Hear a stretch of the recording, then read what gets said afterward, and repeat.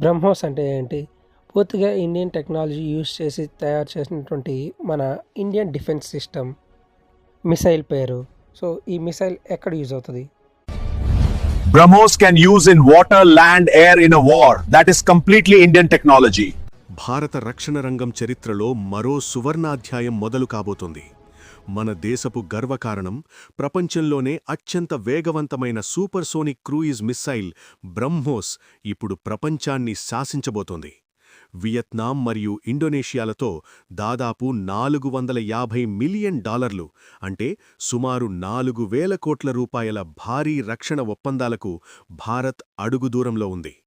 ఇది కేవలం ఒక వ్యాపారం కాదు, ఆత్మనిర్భర్ భారత్ సాధించిన అద్భుత విజయం.